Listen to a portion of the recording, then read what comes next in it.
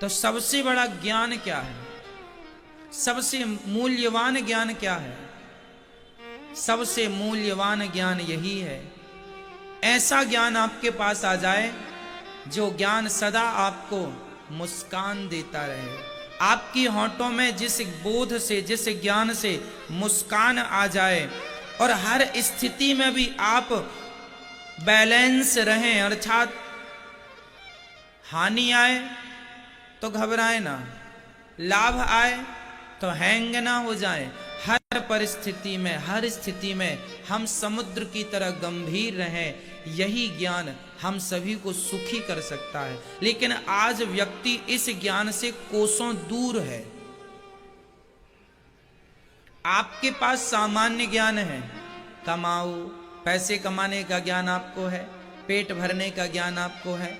आपका ज्ञान पेट भराऊ ज्ञान है, कैसे भी करके पेट भर जाए, लूट के, मर्डर करके, चोरी करके, झूठ बोल के, कैसे भी मिल जाए, पेट भरने को पैसे मिल जाए, ये आज का ज्ञान है। इस ज्ञान से क्या होगा? ये तो दो कौड़ी का ज्ञान है। ये ज्ञान तो चींटी को भी होता है कि पेट भरना है, चींटी भी लाइन लगा के जाती है, जहां लड्डू गिर जाता है और जाती है, लड्डू खाती है आनंद से। पेट भरने का ज्ञान तो बंदर को भी है, कहो जी हाँ या ना? पेट भरने का ज्ञान केवल आप लोगों को नहीं है, बंदर बढ़िया पेट भर लेते हैं, चिड़िया पेट भर लेती है, अजगर करे न चाकरी, पंछी करे न काम, दास मलूका कह गए सबके दाता राम। अजगर भी पेट भर लेता है, मधुमक्खी भी अपना पेट भर लेती है, अरे मच्छर भी अपना पेट भर लेता है। और तुम पेट भरने के लिए इतना, जितना परेशान तुम पेट भरने को हो ना, मक्खी भी इतना परेशान नहीं होती। होती है?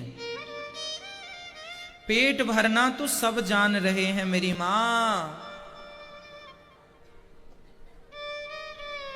फिर आपके पास क्या होना चाहिए? आप नींद लेते हैं 4-4, 10-10 घंटे की नींद, दिन में अलग, रात को अलग। तो नींद लेना तो पशु पक्षी भी जानते, बंदर भी सो लेते हैं। आप इंजीनियर हैं, आपको ये अहंकार हो गया कि हम तो इंजीनियर हैं, हम तो बढ़िया बिल्डिंग बना लेते हैं, हम तो पढ़ लिख गए। तुमसे अच्छी बिल्डिंग तो चिड़िया बना लेती है, वाटर प्रूफ घोंसला बनाती है। और आपने देखा नहीं होगा, जंगल की चिड़िया तो एडवांस है, 3-3 मंजिल का घोंसला बनाती है, मैंने खुद देखा है। आपने देखा कि नहीं कभी? हाँ या ना? 3-3 फ्लोर बना लेती हैं घोंसले में, और उनका घोंसला वाटर प्रूफ भी होता है, सर्दी प्रूफ भी होता है, सर्दी भी नहीं लगती, घुसी रहती उसके भीतर। घर बनाना तो चिड़िया भी जानती है, तुमने भी घर बनाया है। बच्चे पैदा करना तो चिड़िया भी जानती है, तुमने बच्चे पैदा किए। पेट भरने का ज्ञान तो चिड़िया को भी है।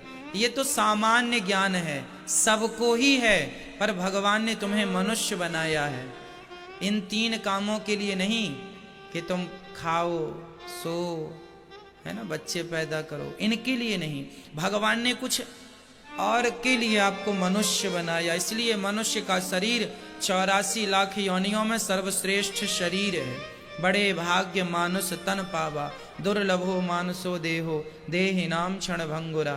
इसलिए मनुष्य का शरीर बहुत दुर्लभ है, सबको जल्दी से मिलता नहीं है।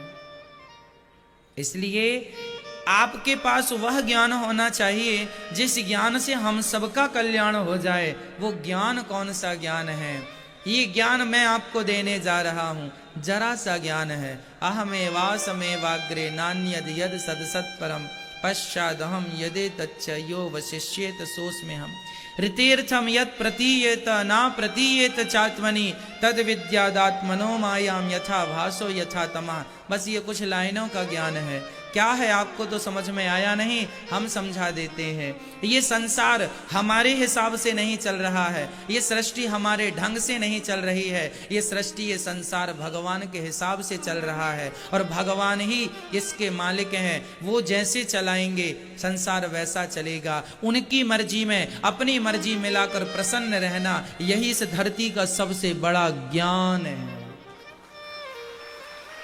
उनकी मर्जी में अपनी मर्जी मिला देना ही सबसे बड़ा। जो व्यक्ति भगवान की मर्जी में अपनी मर्जी मिला चुका है, उससे बड़ा ज्ञानी दुनिया में कोई नहीं। अब ये बताओ, आप लोग अपनी अपनी मर्जियां चलाते हो, आपकी मर्जियां पूरी हो जाती हैं इच्छाएं? आप अपनी मर्जी चलाते हो, क्या आपकी मर्जी से पानी बरस सकता है? क्या आपकी मर्जी से गर्मी पड़ सकती है? सर्दी गर्मी बरसात किसकी मर्जी से हो रही है? बोलो, विधाता। तुम्हारे शरीर का ग्रोथ किसकी मर्जी से हो रहा है? तुम तो चाहते हो कि हमारे बाल सदा काले रहें, पर सफेद हो गए। मर्जी तुम्हारी होती तो तुम तो सफेद होने ही ना देते। तुम्हारी कोई मर्जी चल रही हो तो बता दो। अरे औरों में नहीं, तुम्हारे शरीर में तुम्हारी मर्जी चल रही हो तो बता दो। तुम्हारे घुटनों में दर्द चालू हो गया है, क्या तुम्हारी मर्जी है कि घुटनों में दर्द हो? तुम्हें बुढ़ापा आ गया है, जरा सी देर, जरा सी 4-10 सीढ़ियां चढ़ने पर तुम्हें थकावट होने लगी है, क्या तुम्हारी मर्जी है कि तुम थक जाओ? इसका मतलब यही हुआ कि तुम्हारी मर्जी से हो क्या रहा है, जरा हमें यह बताओ। एक चीज बताओ जो तुम्हारी मर्जी से हो रहा हो। मैया, हो गई नींद पूरी आपकी? अच्छा, हमने सोचा क्यों डिस्टर्ब करें, पाप लगता है किसी को नींद से जगाने में। खूब बढ़िया खर्राटे तो यहां तक पहुंच रहे थे। अच्छा हुआ, कथा में शांति मिलती है ना, इसलिए नींद आ जाती है। यही शांति। घर परिवार में आदमी उलझा रहता है इतना ज्यादा कि मन अशांत रहता है, नींद नहीं आती। और कथा में बिल्कुल शांति का अनुभव होता है। कभी ना सोने वाला भी सो जाता है। जिसे नींद वींद ना आया करे, कथा सुनना शुरू कर दिया करो। कथा सब काम करती है। रात को मोबाइल पे कथा चालू करके लेट जाओगे, 10 मिनट के अंदर नींद आ जाएगी। आंख बंद कर लो, प्रेम से सुनते रहो, नींद आ जाएगी। कथा भी अपने आप में एक लोरी है। कथा भी अपने आप में एक लोरी है। विश्वास ना हो तो प्रैक्टिकल कर लेना।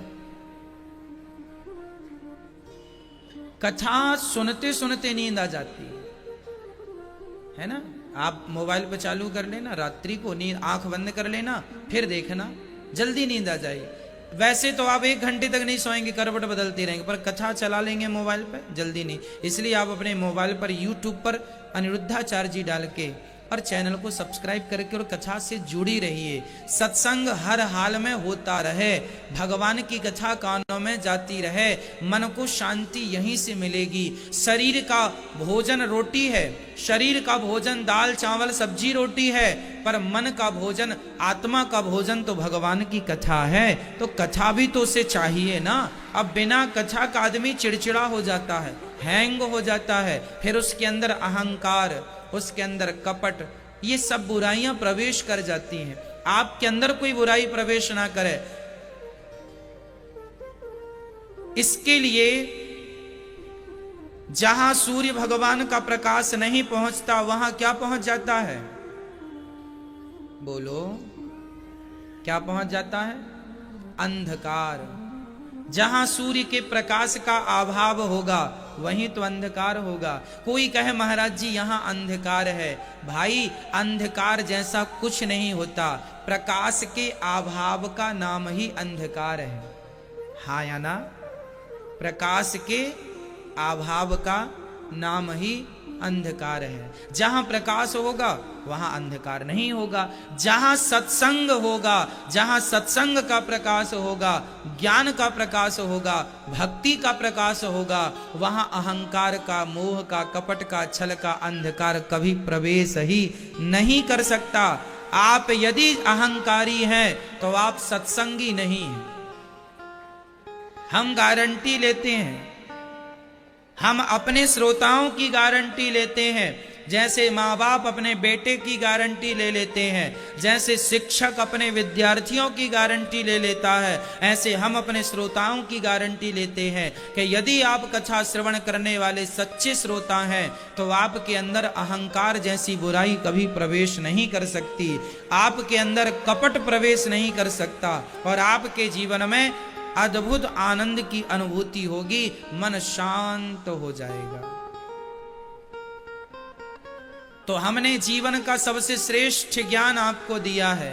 क्या है वो ज्ञान? दोहरा दो फिर हम आगे बढ़ें। क्या दिया अभी हमने सर्वश्रेष्ठ ज्ञान? जोर से बताओ, बताओ बेटा, क्या हमने उपदेश ज्ञान दिया अभी आपको? सर्वश्रेष्ठ ज्ञान। यह ज्ञान कम से कम 21 करोड़ का है। इस ज्ञान की कीमत कितनी है? कम से कम 21 करोड़। ज्ञान तो अनमोल होता है, फिर भी आपको हम 21 करोड़ का धन आज प्रदान करेंगे। सबके खाते में आज 21 करोड़ ट्रांसफर हो जाएंगे, सबके खाते में। फिर ना कहना कि हम गरीब हैं, आज आप खूब करोड़पति बन गए। करो खर्च। 21 करोड़ का ज्ञान ये रहा कि ईश्वर की मर्जी में अपनी मर्जी मिला दो। जैसे रखें राम जी रहना चाहिए, सीताराम सीताराम कहना चाहिए। ईश्वर की मर्जी में अपनी मर्जी मिला दो, क्योंकि हमारी मर्जी का तो कुछ होता ही नहीं। हमारी मर्जी चलती तो हम कभी बुढ़े ही ना होते, सदा जवान रहते।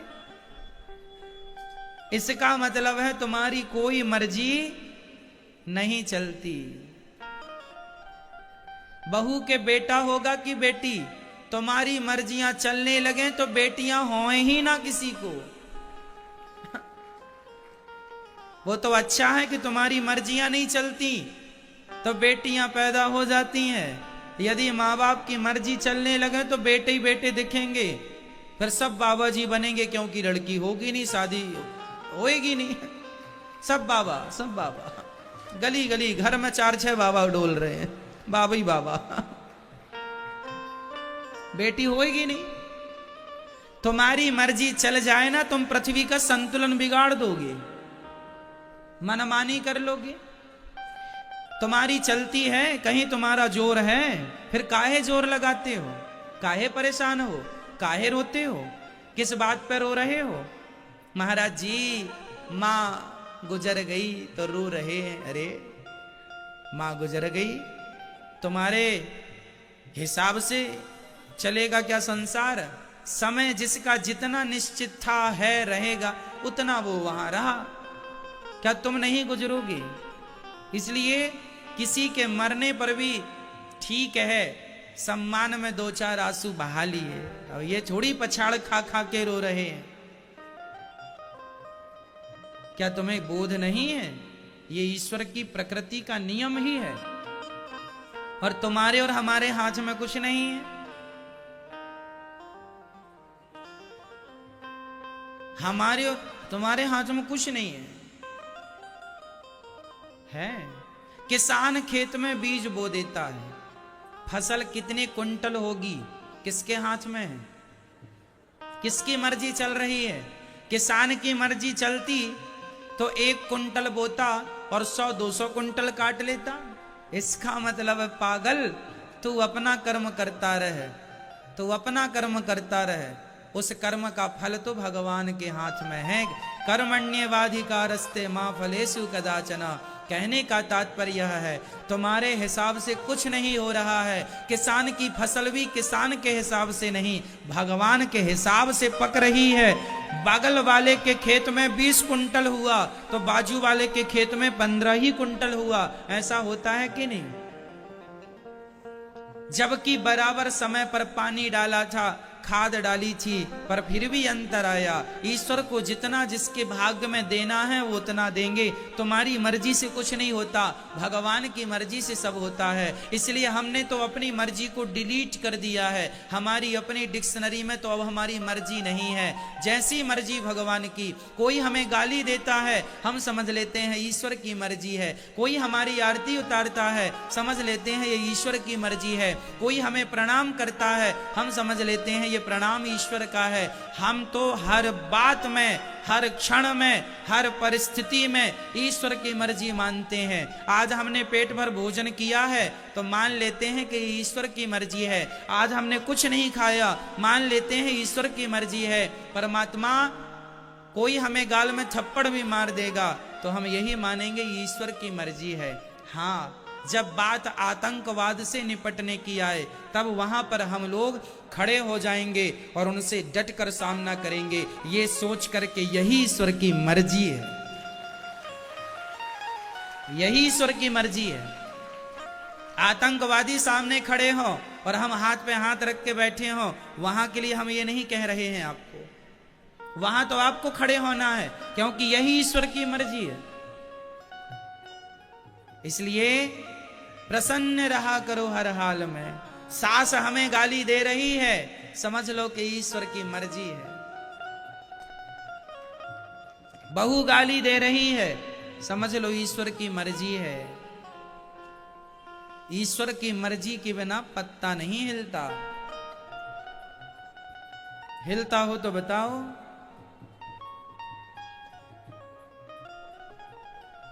सब उन्हीं के ढंग से हो रहा है। इसलिए हम अपनी मर्जी बिल्कुल ना चलाएं। साथ है आपके अच्छे कर्म आपके साथ है, इसलिए आप धन दौलत से संपन्न हैं। जिनने अच्छे कर्म नहीं किए आज वह परेशान है ना। जो पेड़ हमने लगाया पहले उसी का फल हम अब पा रहे हैं।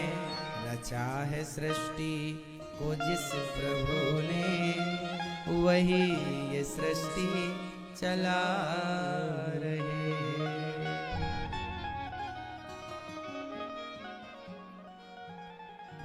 जिन्होंने भेजा जगत में जाना तय कर दिया लौट के फिर से आना। जो भेजने वाले हैं यहाँ पर, जो भेजने वाले हैं यहाँ पर वही फिर वापिस बुला रहे हैं। रचा है सृष्टि को जिस प्रभु ने वही ये सृष्टि चला रहे हैं।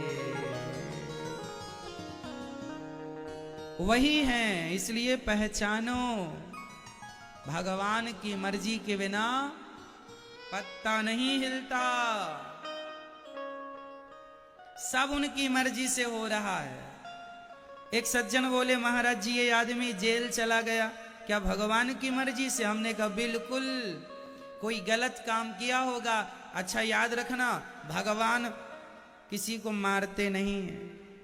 यदि तुम पापी हो तो तुम्हारी बुद्धि बिगड़ जाएगी, तुम कोई गलत काम कर लोगे और तुम्हें जेल जाना पड़ेगा। वो जेल जा रहे हो वो तुम्हारे पापों का ही दंड है। भर गया है पाप घट पापी के अत्याचार से, इस पापी का विनाश होगा मेरे कृष्ण अवतार से, ऐसा भगवान ने कहा। तो फिर आप देखो, भगवान किसी को इस कलयुग में सुदर्शन चक्र से नहीं मारेंगे। इस कलयुग में भगवान किसी को धनुष बाण से नहीं मारेंगे। इस कलयुग में तो जरा सी बुद्धि घुमा देंगे, आप गलत काम कर लोगे दंड मिल जाएगा। तो जो तुम गलत काम कर रहे हो ना, ये भी भगवान की मर्जी है। अब आप कहोगे भगवान की मर्जी, हाँ तुमने पाप कर लिया तो पाप का दंड तो गलत करोगे तो भरना पड़ेगा। तो भगवान तुम्हें अब सजा की ओर ले जा रहे हैं, ये सजा का प्रोसेस चालू हो गया है। कहते हैं ना विनाश काले विपरीत बुद्धि। भाई एक बात बताओ, रावण बहुत बड़ा पापी था, पर उसके पाप का दंड कब मिला? यदि माता सीता को ना चुराता तो क्या उसके पाप का दंड मिलता? गलती ही नहीं थी फिर। तो उसके अंदर ये बात कैसे आई कि सीता को चुराना है? अरे किसी ना किसी द्वारा भगवान उसको दंड देना चाहते तो भगवान ने बुद्धि घुमा दी कि जा सीता को चुरा ला। और सीता को चुराने गया, बुद्धि बिगड़ी। आप गलत करते हैं तो भगवान बुद्धि घुमा देते हैं। विनाश काले विपरीत बुद्धि। कई बार आपका बेटा, आप बहुत समझाते हैं आपके बेटे को, बहुत समझाते हैं आपकी बेटी को, बहुत समझाते हैं आप, गुरुजी समझाए, आपने समझाया, मौसी ने समझाया, बुआ ने समझाया, पड़ोसियों ने सबने समझाया, फिर भी नहीं समझा। समझ लेना कभी ईश्वर से दंड देना चाहते हैं। इसके कर्मों का दंड है, ये पापों का दंड है। जो किया था भोगना पड़ेगा। कर्मों का दंड तो पितामह भीष्म जैसों को भोगना पड़ा, तो अरे गहरे नत्थु खैरे की क्या कहें। फिर एक बात बताओ, क्या भगवान शंकर ने माता सती को नहीं समझाया था? माता सती राम जी की परीक्षा लेने चली गई। जब राम जी वनवास में माता सीता को खोज रहे थे, राम जी कह रहे, हे खग मृग हे मधुकर श्रेणी, तुम देखी सीता मृग नयनी। हे खग मृग, तुमने सीता देखा है? हमारी सीता कहाँ चली गई? सीता सीता सीते सीते राम जी ढूंढ रहे हैं। परंतु शंकर जी वहां से गुजर रहे थे, तो आकाश मार्ग से शंकर जी ने प्रणाम किया भगवान राम को। तो सती को लगा आप किसे प्रणाम कर रहे हैं? शंकर जी ने कहा यही तो राम है, यही तो भगवान है। सती जी को लगा ये भगवान होते तो इन्हें खुद की पत्नी का पता ना चल गया होता।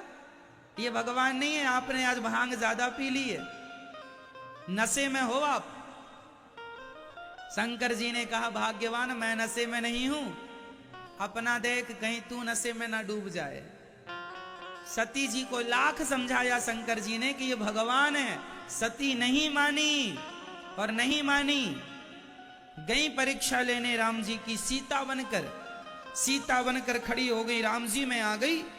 राम जी ने पहचान लिया, माता जी जंगल में अकेली खड़ी हो, शंकर जी कहाँ हैं? सती घबराई, पसीना छूट गया, प्रभु मैं तो सीता बनकर खड़ी हूं, आपने पहचान कैसे लिया? राम जी ने कहा मेरी सीता तो मेरे पीछे खड़ी होती है, आप आगे खड़ी हो, आप तो मेरी माँ हो, माँ ही आगे खड़ी हो सकती है, नहीं तो मेरी अर्धांगनी सदा पीछे खड़ी होती है। प्लास्टिक सर्जरी करा के स्वरूप बदला जा सकता है, स्वभाव नहीं बदला जा सकता।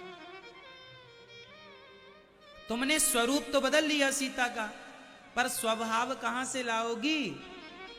और वही सती दक्ष के यज्ञ में जलकर भस्म हो गई। बताओ, सती भी जलकर भस्म हुई। शंकर जी, वह शंकर जी हैं, कोई महामृत्युंजय का जाप कर लेता है तो उसकी मौत टल जाती है, लेकिन शंकर जी की खुद की पत्नी जब जलकर मरी तो उनकी मृत्यु नहीं टली। क्यों नहीं टली? क्योंकि ये संयोग, ये सब कुछ भगवान की मर्जी से हो रहा था। हुई है सोई जो राम रचि राखा, को करी तर्क बढ़ा वहीं शाखा। जो हो रहा है उसे होने दिया जाए, तुम और हम रोक नहीं सकते। क्या राम के वनवास को क्या दशरथ जी नहीं जानते थे? दशरथ जी को राम जन्म होने के पहले ही दशरथ जी को पता चल गया था। वशिष्ठ जी ने बता दिया था कि राम होंगे तुम्हारे बेटे और उन्हें 14 वर्ष के लिए वनवास जाना पड़ेगा। ये होनी पहले से तय थी, तो जानकर भी क्या दशरथ जी रोक सके? तुम क्या रोक सकते हो? क्या कर सकते हो? जो कर सकते हो वो तुम कर लेना, जो तुम नहीं कर सकते हो समझ लेना कि ईश्वर की मर्जी है, ये तो होके रहेगा। तुम बेटे को समझाना, समझ जाए तो ठीक है, नहीं समझे तो ईश्वर को देखना, प्रणाम करना, प्रभु आप इसकी बुद्धि सुधारें। अब यही वही होगा जो ईश्वर को मंजूर होगा। इसलिए ज्यादा परेशान नहीं हुआ करो। हम तो हर हाल में खुश रहा करते हैं। जो हो रहा है, कोई बच्चा पैदा हो गया, ईश्वर की मर्जी थी हो गया, कोई मर गया, ईश्वर की मर्जी थी मर गया, एक आ रहा है, एक जा रहा है। ये मेरे और आपके चाहने से नहीं, ये सब परमात्मा के चाहने से हो रहा है। तुम क्या क्या चाहोगे, तुम्हारा चाहना क्या होगा। जितनी देर आप यहाँ कथा सुनोगे, इतनी देर में तो भारत में ना जाने कितने बच्चे पैदा हो गए होंगे और ना जाने कितने मर गए होंगे। तो उनका मरण, उनका जन्म तुमने और हमने तो निश्चित नहीं किया। ये सब हो रहा है, ईश्वर की मर्जी से हो रहा है। तुम्हारे हमारे वश का कुछ भी नहीं है। इसलिए सदा खुश रहा करो। तुम्हारे वश की है केवल मुस्कान, तुम्हारे बस की है भगवान का नाम। भगवान का नाम ले लो, ये तुम्हारे वश में है। मुस्कुराहट अधरों पे रखो, ये तुम्हारे वश में है। अपना कर्म करते रहो, ये तुम्हारे वश में है। तुम्हारे वश में भी कुछ चीजें हैं, तुम कर्म करो, ये तुम्हारे वश में है। मुस्कुराते रहो, प्रसन्न रहो, ये तुम्हारे वश में है। लेकिन तुम ये ना करके और बस कोई मर गया, अरे भगवान तुमने बड़ा गलत कर दिया, मर गया, लो ये तुम्हारे वश में था, इसमें डिस्कस करने बैठ गए। जो तुम्हारे वश में नहीं है उसमें डिस्कस ना किया करो। जो तुम्हारे वश में है तुम कर्म कर सकते हो मन लगा के। कर्मण्येवाधिकारस्ते, गीता कहती है कर्म कर, फल भी चिंता ना करना, मैं दे दूंगा। जो तुम्हारे हाथों में है वो तुम करो। इसलिए मुस्कुराया करो, मुस्कुराहट तुम्हारे हाथों में। खुश रहा करो, ये खुशी तुम्हारे हाथों में। हाँ या ना मैया। जैसे आप लोग पंचायत करती हो, ये भी आपके हाथ में। जब चाहो पंचायत चालू, वो देखो मैया लगी हैं पंचायत में। ये सब चीजें आपके, कुछ कुछ चीजें ईश्वर ने भी आपके हाथ में दे रखा है, तो आप लोग उसका उपयोग भी कर लेते हैं। हाँ, प्रसन्न रहा करो हर हाल में। अरे जिंदगी में जिंदगी का राज पाना चाहिए। जिंदगी में जिंदगी को मुस्कुराना चाहिए। और जिंदगी में जिंदगी की शर्त पूरी ना हो तो जिंदगी को जिंदगी से रूठ जाना चाहिए। इसलिए मुस्कुराकर जिसे गम का जहर पीना आ गया, माना कि लाख टेंशन खोपड़ी में है, फिर भी मुस्कुराया करो, ये सोच करके कि सारा कुछ बनाना बिगाड़ना परमात्मा के हाथ में है, तुम्हारे हाथ में नहीं। इसलिए मुस्कुराओ। मुस्कुरा के जिसे गम का जहर पीना आ गया, ये हकीकत है, उसको इस जहां में जीना आ गया। मुस्कुराओ मुस्कुराओ मुस्कुराओ, खुश रहा करो हर हाल में। तो 7 दिन तक हमें आप लोग खुश ही नजर आना। हा? इसके बाद फिर घर जाकर के फिर भी खुश रहना, वो फिर आप स्वतंत्र हैं। पर जब तक यहां रहो प्रसन्न रहो। प्रसन्न रहने से प्रसन्नता बढ़ती है, दुखी रहने से दुख बढ़ता है। आप जैसे रहेंगे वही चीज बढ़ेगी। गेहूं का बीज बो दिया है, फसल गेहूं की, चने की फसल वही है, फसल चने की। यदि मुस्कुराहट की फसल वही है तो मुस्कान ही बढ़ेगी, और दुख की बो दी तो दुख ही बढ़ेगा। जो बोया है वो डबल होगा। खुश रहेंगे तो खुशी डबल हो जाएगी, दुखी रहेंगे तो दुख डबल हो जाएगा। इसलिए क्या डबल करना है, बोलो मैया, क्या डबल करना है? खुशी, प्रसन्नता, मुस्कान। इसलिए मुस्कुराहट बनाए रखना। रोना है तो केवल भगवान के लिए रोया करो। कन्हैया तुम्हें एक नजर देखना है, जिधर तुम छिपे हो उधर देखना है। भगवान कैसे हैं?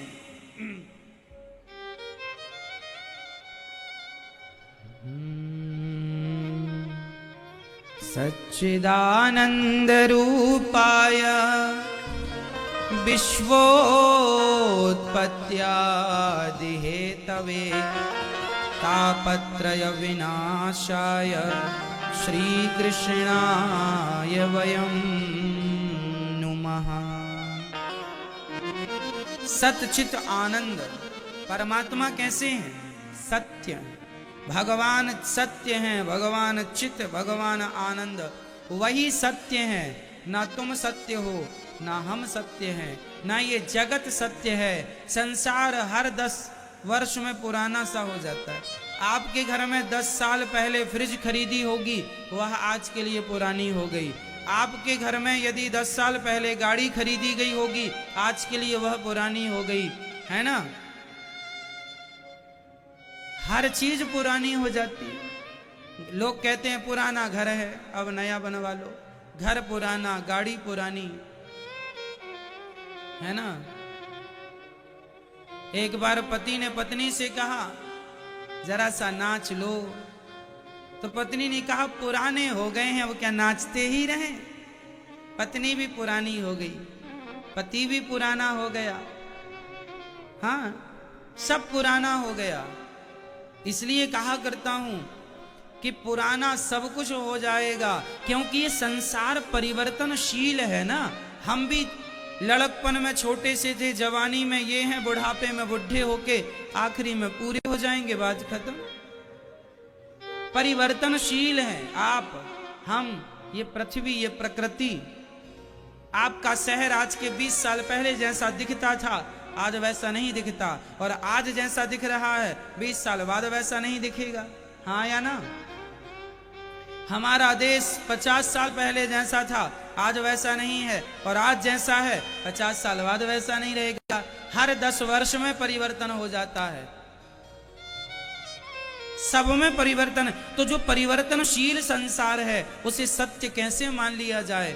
सत्य कौन है? सत्य तो संसार में परिवर्तन हुआ, तुम में, हम में परिवर्तन हुआ, पर बिहारी जी तो ज्यों की त्यों हैं तब से, जगन्नाथ जी ज्यों की त्यों हैं तब से, भगवान का नाम ज्यों की त्यों है तब से, उनमें कोई परिवर्तन नहीं। भगवान की कथा ज्यों की त्यों है, इसलिए भगवान ही सत्य है। भगवान चित प्रकाश स्वरूप हैं, और भगवान आनंद के सागर हैं। संसार में आनंद देखते हो, पत्नी में, पुत्र में, परिवार में, पैसा में, खाने में, पीने में आनंद तो है, पर जरा सा आनंद है, क्षणिक आनंद है, थोड़ी देर का आनंद है। रसगुल्ला कितनी देर आनंद दे सकता है, कितना सुख दे सकता है? जब तक पेट भरा नहीं तब तक रसगुल्ला, रबड़ी, रसमलाई अच्छी लगती है। पेट भर जाएगा सब फीका हो जाएगा। संसार का हर सुख थोड़ी देर का है, परंतु भगवान की भक्ति, भगवान की कथा 3.5 घंटे रोज आप आनंद लेते हैं। यह आनंद जो है कंटिन्यू 3 घंटे आप कोई भी आनंद नहीं ले सकते। क्या भोगों का आनंद आप ले सकते हैं 3 घंटे? नहीं। खाना 3 घंटे खा सकते हैं? नहीं। और भी संसार का सुख देख लो आप अपने ढंग से, 3 घंटा कंटिन्यू आपको सुख नहीं मिल सकता, पर भगवान में एक बार मन लग गया तो ऐसा सुख मिल जाएगा कि संसार में वह सुख कभी आपने देखा नहीं, सोचा नहीं, पाया नहीं। मिलता है सच्चा सुख केवल भगवान तुम्हारे चरणों में। ये सुख भगवान के चरणों में, लेकिन हम इतने अभागे हैं कि हम भगवान के चरणों को देखते ही नहीं। हम संसार के पीछे भटकते हैं और भागते रहते हैं। इसलिए भगवान आनंद के सागर हैं, वही विश्व की उत्पत्ति, पालन और संहार के हेतु हैं, वही समस्त दुखों का विनाश नाश करते हैं। तापत्रय विनाशाय, हर व्यक्ति, प्रत्येक व्यक्ति आज दुखी है। कोई तन दुखी, कोई मन दुखी, कोई धन बिन रहत उदास, थोड़े थोड़े सब दुखी, सुखी राम के दास। सब दुखी हैं।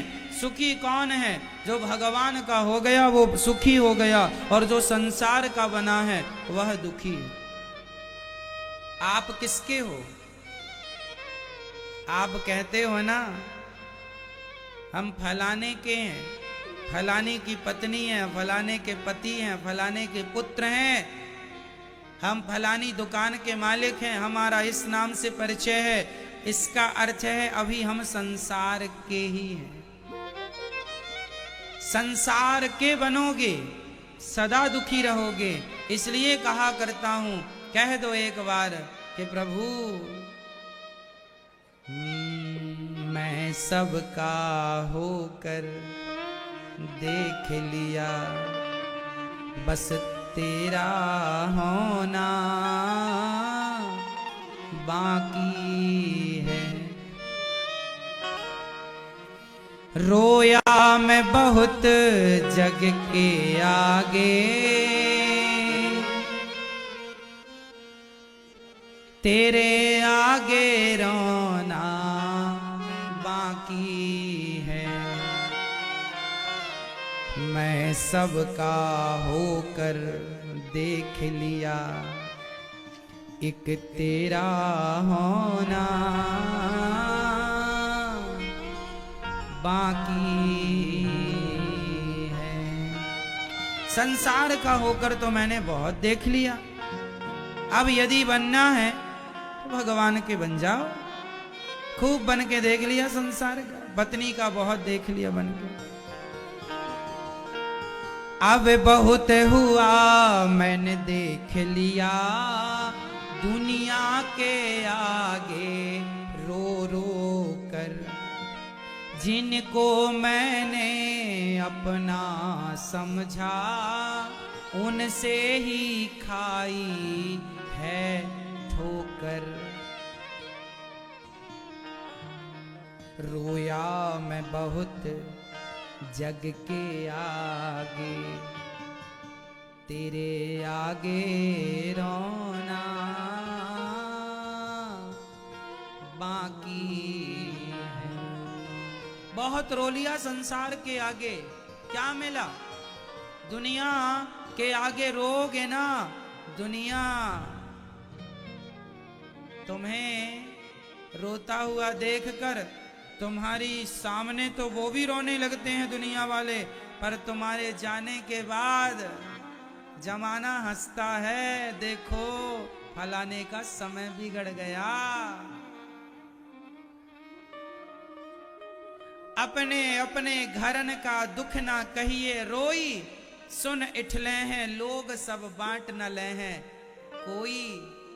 तुम अपना दुख किसी को सुनाओगे, लोग तुम्हारे सामने दो आंसू बहा देंगे, तुम्हारे जाते ही इठलाएंगे। इठलाना जानते हैं? हाँ, तुम्हारे जाने के बाद तुम्हें ताने मारेंगे, किया होगा पाप, इसलिए भोग रहा है, रही है। मत रोया करो किसी के सामने, कितना भी खास हो। क्या जरूरत है किसी के आगे रोने की? क्या भगवान के कान नहीं है? क्या भगवान की आंख नहीं है? अरे भगवान देखते भी हैं, सुनते भी हैं, वह हाथ भी बढ़ाते हैं। रोना ही है तो भगवान के आगे रो, प्रभु मैं आपकी हूं, मैं आपका हूं। किसके आगे रोना है? कोई नहीं है तुम्हारा, लाख कहो कि ये तुम्हारे हैं। द्रौपदी के जीवन में संकट आया, पतियों के आगे रोई थी, बचा लो साड़ी खिंच रही है, नहीं बचाया लोगों ने, खुद का पति ना सुना। एक नहीं, दो नहीं, तीन नहीं, चार नहीं, 5 ने ना सुना। गुरु द्रोणाचार्य ने ना सुना, पितामह भीष्म जैसे दिग्गजों ने ना सुना। जब कोई ना सुना तब द्रौपदी ने भगवान को पुकारा, माता द्रौपदी आपने आखिरी में पुकारा है भगवान को, फर्स्ट में ही पुकार लिया होता तो आपकी इतनी भी साड़ी ना उतरती जितनी उतर गई। पर विडंबना तो ये है ना, संसार का आदमी पहले संसार के लोगों को बुलाता है, उसको लगता है ये हमारे शुभ चिंतक हैं, ये हमारे हितैषी हैं। आदमी का विश्वास भगवान पर होता नहीं है, भगवान को लोग आखिरी ऑप्शन पर रखते हैं, जबकि मेरा उद्देश्य है भगवान आखिरी ऑप्शन पर नहीं। द्रौपदी माँ ने गलती की हो तो की हो, तुम और हम गलती ना करना। इतिहास हमें गलती करने से रोकता है। द्रौपदी माँ ने भगवान को आखिरी ऑप्शन पे याद किया ना, द्रौपदी का आखिरी ऑप्शन भगवान कृष्ण थे, उनके आखिरी ऑप्शन कृष्ण थे। हमारे और आपके पहले ऑप्शन भगवान होने चाहिए। हे नाथ, मैं सबका होकर देख लिया। ये रंग बिरंगी दुनिया है, यहाँ रंग बिरंगे सपने हैं। जग घूम लिया, जग देख लिया, मतलब के यहाँ सब अपने हैं। महलों में बैठ लिया मैंने, मंदिर का कोना बाकी है। सब जगह बैठ लिया, थोड़ा सा भगवान के चरणों में भी बैठा करो, थोड़ा मंदिर में बैठा करो, थोड़ा भगवान के यहाँ बिहारी जी का दर्शन करते हो ना, तो बिहारी जी के मंदिर से निकलकर भले 2 सेकंड के लिए ही बैठा जरूर करो। हम जब भी बिहारी जी जाते हैं, दर्शन करके बाहर आते हैं, थोड़ी देर जरूर बैठते हैं। क्यों बैठते हैं प्रभु? हमारा बैठना उठना आपके साथ है और किसी के साथ हमारा बैठना उठना नहीं है। भगवान के साथ बैठना उठना हो, भगवान के चरणों में बैठना हो। ये संसार, इसलिए भगवान के बन के रहो। संसार के बनना चाहते हो? आप कहते हो मैं अपनी पत्नी का हूं, मैं अपने पति की हूं। तुम पति की बन रही हो, तुम अपने पति के साथ 1,00,000 अच्छाई करना, पर एक गलती हो जाएगी तो पति अच्छाई ना देखकर तुम्हारी गलतियों पर ताने देना शुरू कर देगा। पत्नी के साथ 1,00,000 अच्छा कर लो, पत्नी भी नहीं चूकती ताने देने से। कर लो ना तुम जमाने के साथ अच्छाई, जरा सी गलती तो होने दो। लोग ताके ही बैठे हैं, तुम कब गलती करो, कब वो बोलना शुरू करें। इसलिए कहा करता हूं, संसार को खुश करने के पीछे भागोगे, संसार के लोग तो माता सीता से खुश ना हो सके, तुमसे खुश हो जाएंगे। संसार के लोग भगवान राम से खुश ना हो सके, तुमसे हो जाएंगे। संसार को क्या खुश करते हो? भगवान को खुश कर लो, कल्याण हो जाएगा। संसार के पीछे क्या भागते हो?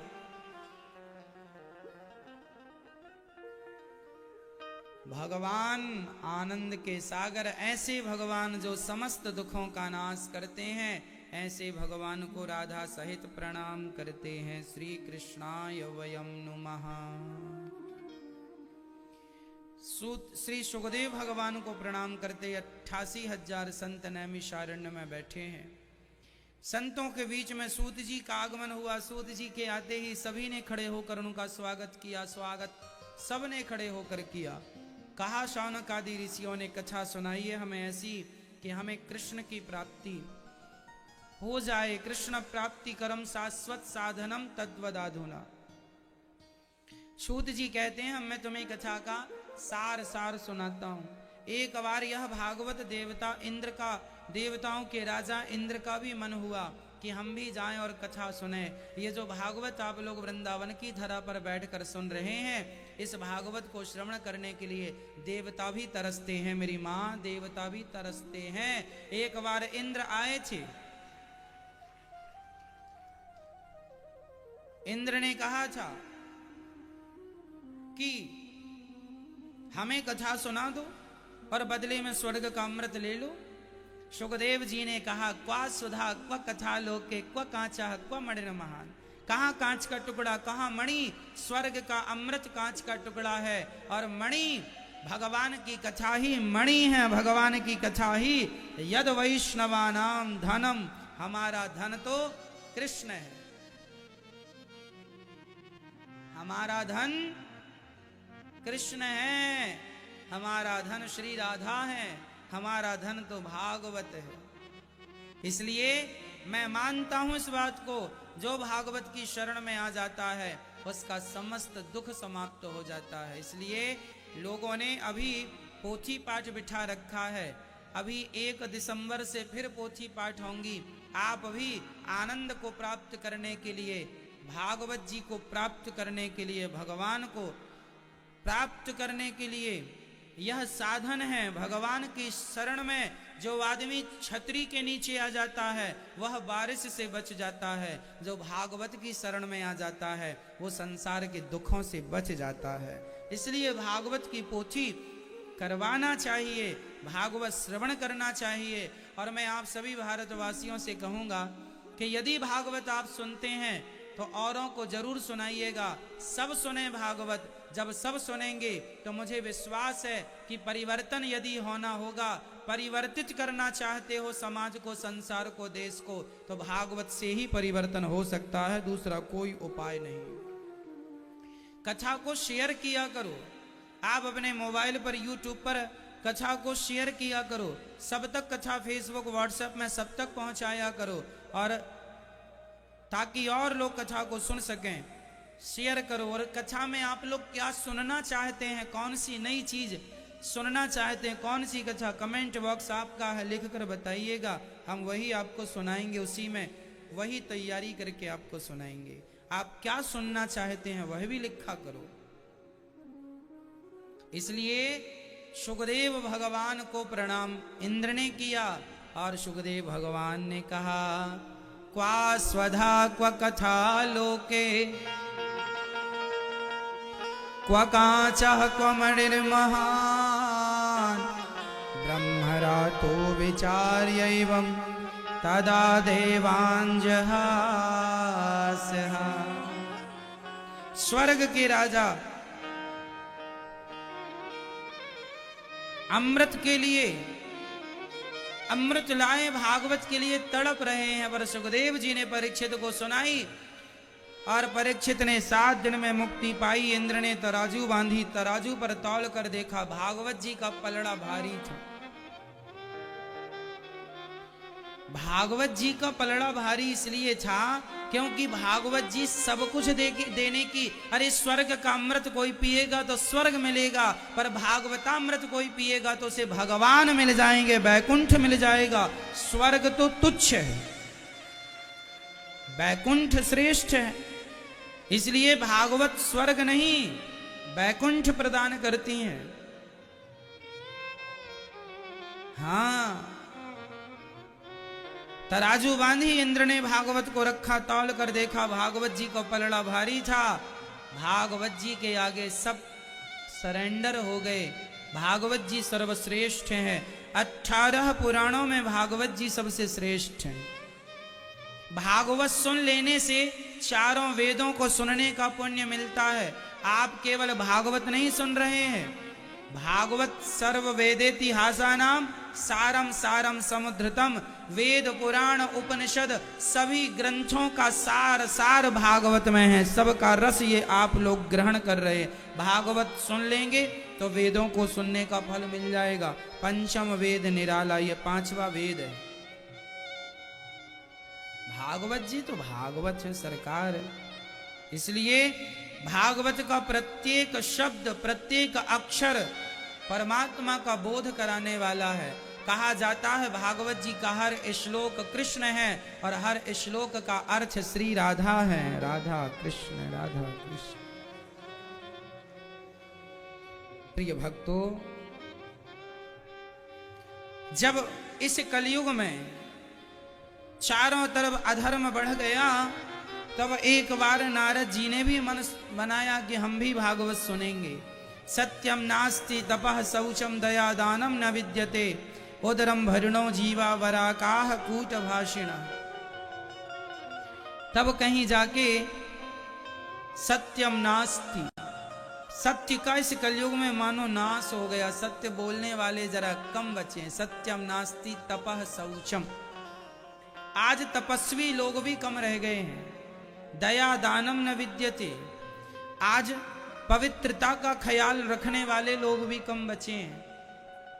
आप लोग पवित्रता का ख्याल रखती हो ना मैया? भैया जी आप लोग रखते हैं? बोलो, पवित्रता का ख्याल रखते हो? पवित्रता का ख्याल जरूर रखा करो। आप लोग लघु शंका जाते हैं तो लघु शंका जाने के बाद आप लोग बिना हाथ मुंह धोए अपने घर में किचन में काम करने लग जाती हैं माताएं या पुरुष।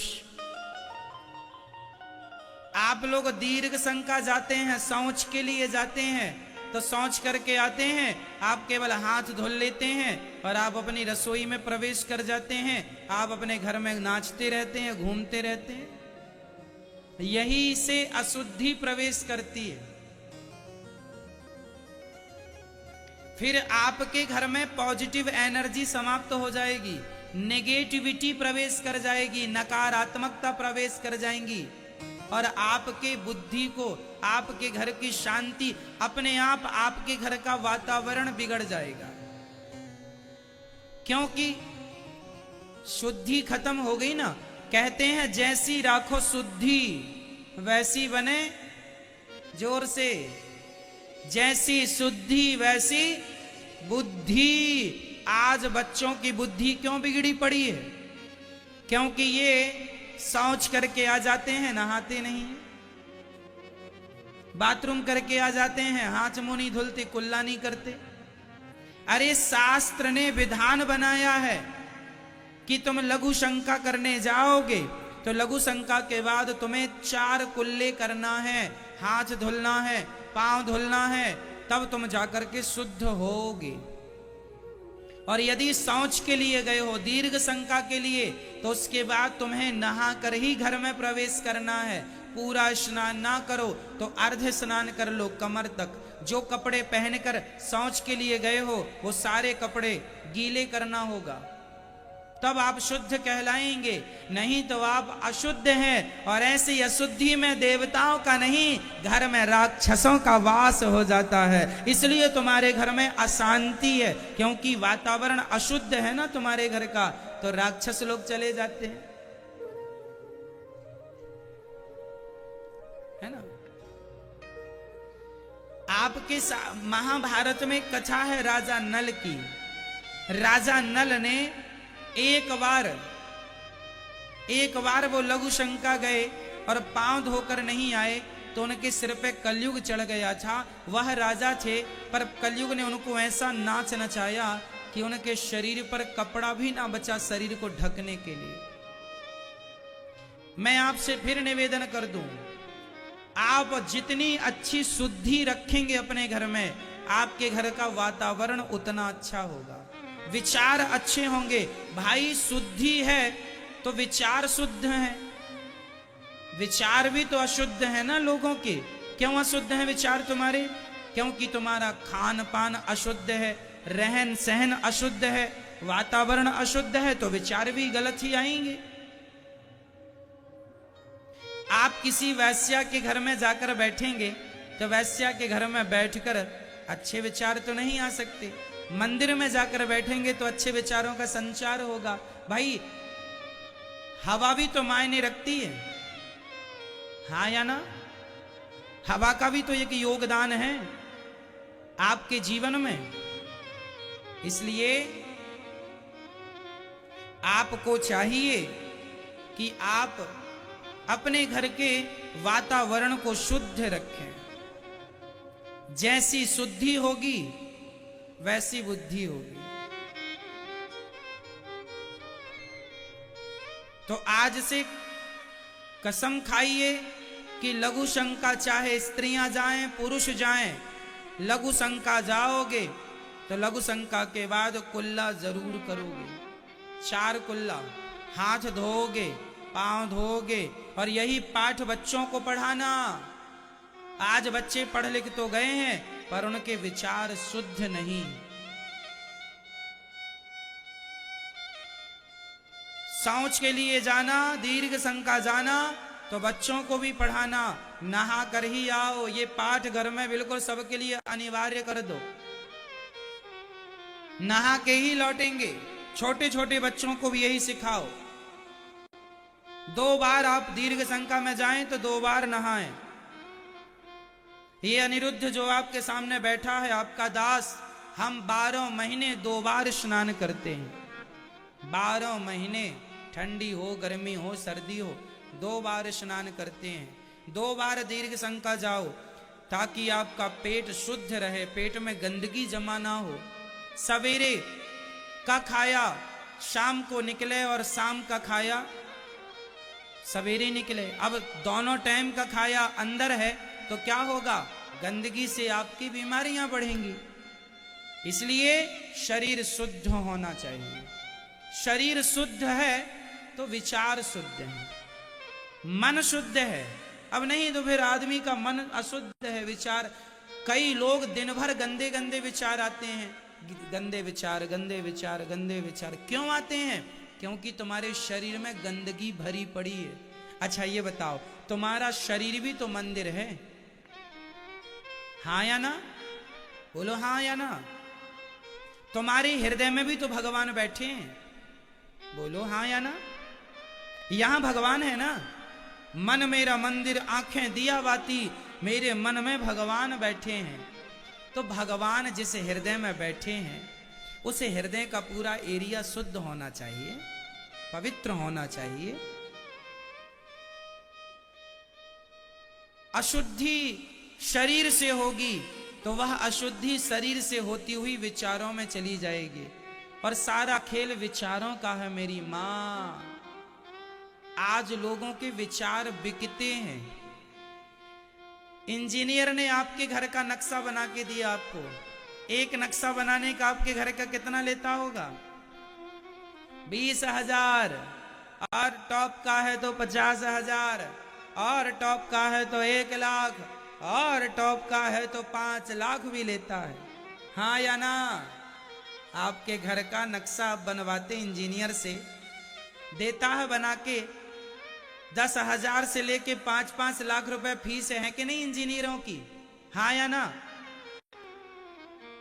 ये नक्शा बनाना भी एक प्रकार का एक विचार ही तो है, कि हमारे विचार में ऐसा है कि यहां पे ये रूम होना चाहिए, यहां पर ये पूरा प्लानिंग करके दिया। वो प्लानिंग विचारों की प्लानिंग ही तो है भाई। खोपड़ी में जब बातें आती हैं तब तो आप कंप्यूटर से सेट करेंगे ना कोई चीज,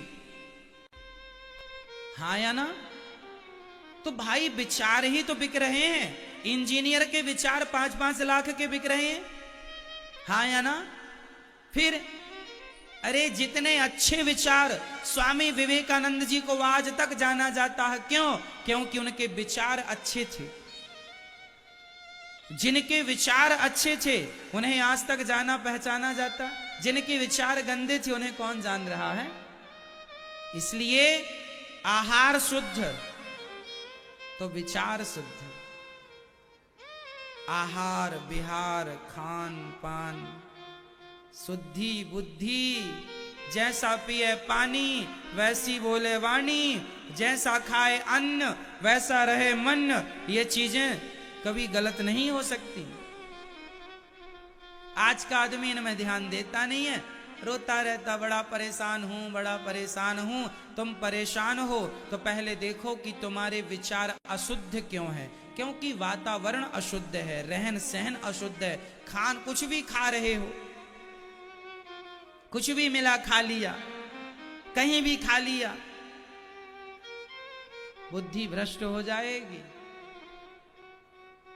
आदमी को ध्यान ही नहीं, उसका पेट जा रहा है, अमेरिका की तरफ भाग रहा है, निकला जा रहा है, तांदुमल बने पड़े हो। काहे नहीं कंट्रोल करते खाने में? पेट बढ़ा है फिर भी खाओ, लाओ लाओ, कुछ भी लाओ, खाएंगे। 1 घंटा पहले खाया फिर चरने बैठ गए, दिन भर चरते। इसीलिए इन्हें बोलते हैं निशाचर। दिन भर चर रहे, खाने पीने में कोई नियंत्रण नहीं, कंट्रोल नहीं, खा रहे। 80 किलो 90 किलो वजन है फिर भी खाए जा रहे। काहे धरती का बोझ बढ़ा रहे हो भैया? हाँ, क्यों नहीं कंट्रोल कर रहे हो? किसका नुकसान होगा? तुम्हारा वजन बढ़ जाएगा, बीमार पड़ जाओगे। व्यक्ति बीमार तब पड़ता है जब उसका खान पान अशुद्ध हो जाता है। संयमी बनो, कुछ भी ना खा लो। मिठाई अच्छी लग रही है तो खा लिया, अच्छी लग रही है तो एक पीस बहुत है, बहुत अच्छी है तो 2 रसगुल्ले खा लो, 2 बस बहुत है। अब अच्छा लग रहा तक किलो भर पेल लिया और बाद में उठते भी नहीं बन रहा, बैठते भी नहीं बन रहा, पेट में हाथ पकड़े बैठे हो। काहे इतना खा लेते हो? संयमी कब बनोगे? खाने में विचार कब रखोगे? हमारे यहां विचार होता है सब चीजों में। कितना खाएं, क्या खाएं, क्या ना खाएं, कितना खाएं, कितना ना खाएं, विचार होता है, हाँ या ना? फिर बिना विचार का लिख रहे हैं, बिना विचारे जो करें सो पाछे पछताएं, काम बिगाड़े आपनो जग में होए हंसाएं। इसलिए हर चीज में क्या होना मेरी मां? बोलो जोर से, विचार होना चाहिए। आपका स्वास्थ्य अच्छा है, यही आपका सबसे बड़ा धन है। आपका स्वास्थ्य अच्छा है, यही आपका सबसे बड़ा। आपके पास करोड़ रुपए हो और आप बीमार पड़े हो तो करोड़ पाकर भी आपको शांति नहीं मिलेगी। डॉक्टर से कहेंगे, भाई डॉक्टर साहब ये करोड़ रुपया तुम रख लो पर हमें स्वास्थ्य अच्छा प्रदान कर दो। सबसे कीमती तुम्हारा स्वास्थ्य है, इसलिए तुम्हें अपने स्वास्थ्य का ख्याल रखना होगा, हाँ या ना? सारी जिंदगी आदमी पैसा कमाता है और वही पैसा खर्च कर देता है स्वास्थ्य के लिए, हाँ या ना? फिर पैसे कीमती हैं कि तुम्हारा स्वास्थ्य? जोर से, जोर से बोलते रहो और बोलो। अब ना स्वास्थ्य बिगाड़ना अपना। थोड़ी देर पहले दूध पिया था, थोड़ी देर बाद चाय आई, चाय पी लिया। किसी ने पेप्सी दे दी, पेप्सी पी लिया तुरंत। किसी ने जूस दे दिया गन्ने का, जूस पी लिया। अरे राम राम राम, तुम्हारा पेट भी जठराग्नि जो हाथ खड़ा कर लेगी। अब नहीं सहा जा रहा तुम्हारा अत्याचार। कुछ भी खा रहे हो, कुछ भी। ठंडी पेप्सी पीता है और थोड़ी देर बाद गर्म चाय पी लेता है। तुम्हारा पेट है वो भी एक मशीन है, उसे भी समय लगता है पचाने में। समय तो दो से पचाने का। एक बार खा लिया उसके बाद 4 घंटे तक कुछ ना खाओ। और यदि तुम्हारा वजन 70 किलो हो गया है, 70 किलो के लोगों को बस 2 रोटी खाना है दिन में 1 बार। वजन कम हो जाए फिर खाना नहीं, रोगे वजन बढ़ा के। जिनका बढ़ा है उनसे पूछो उनकी हालत क्या है, ना उठा जा रहा है ना बैठा जा रहा है, हाँ या ना? फिर घुटनों की भी एक क्षमता होती है कि वो इतना वजन उठा लेंगे। अब तुम ज्यादा मोटे हो गए तो घुटने बोल जाते हैं, कटोरियां घिस जाती हैं, डॉक्टर कहता घिस गई। अब ज्यादा वजन लाद दोगे तो घिस ही जाएगा।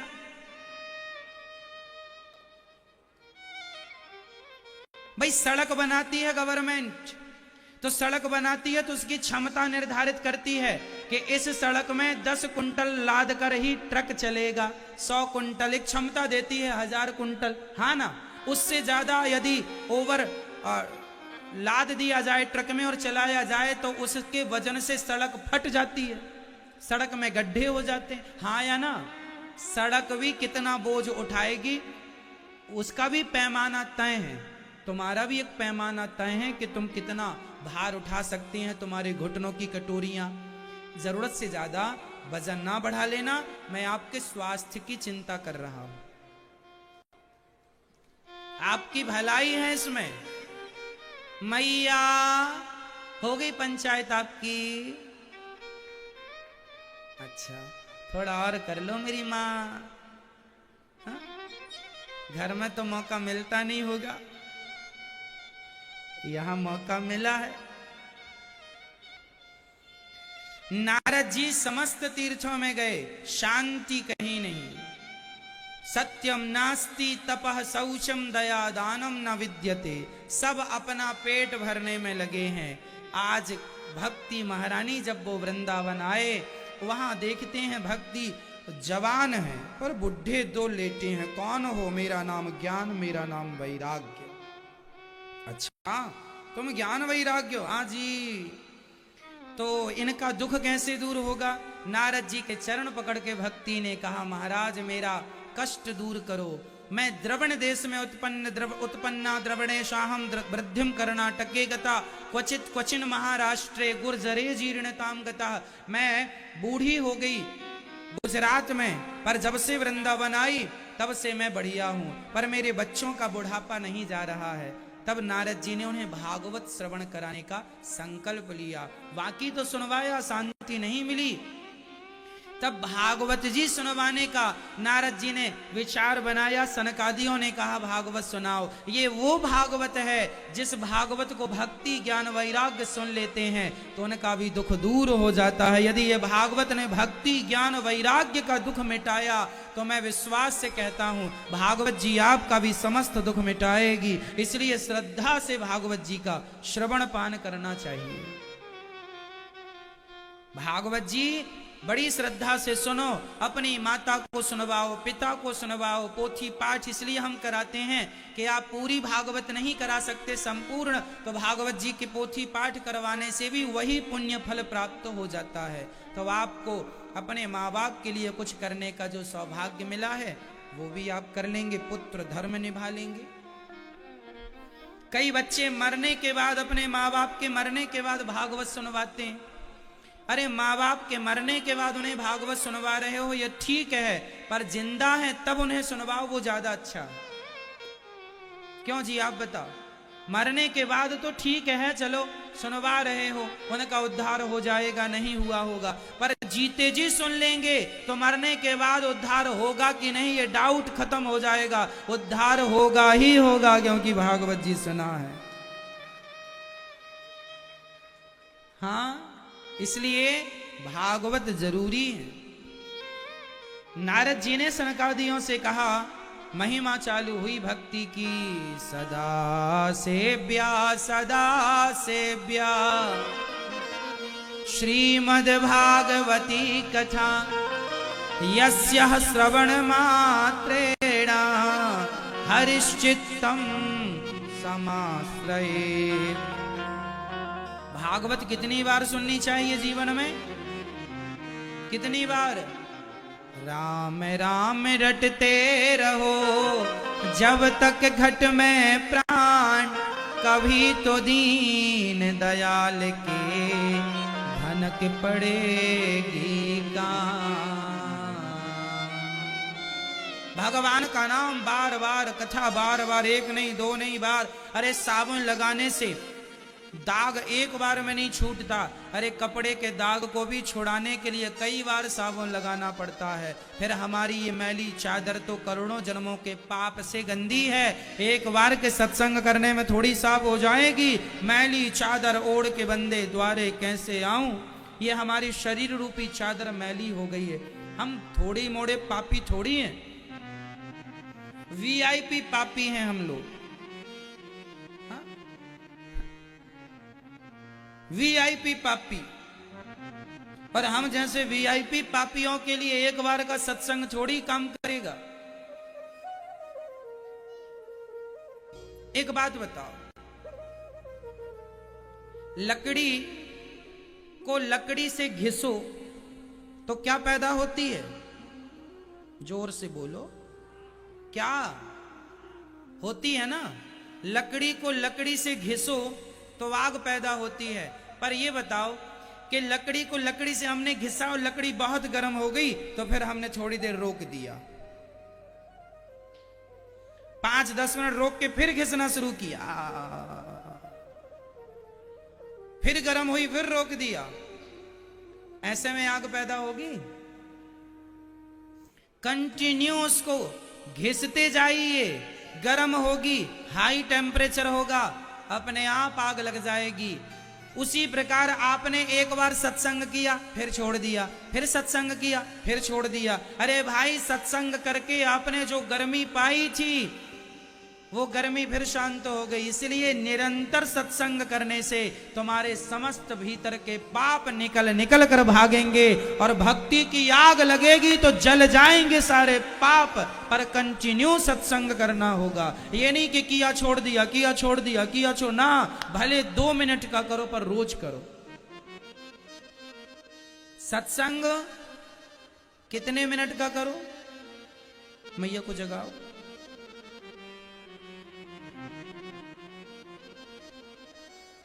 ज्यादा नहीं तो थोड़ा ही सही, पर सत्संग रोज करना है। सत्संग हमें रोज करना। एक घड़ी आधी घड़ी आधे की पुनियाद तुलसी चर्चा राम की हरहि कोटि अपराध अपराध। सत्संग रोज करो।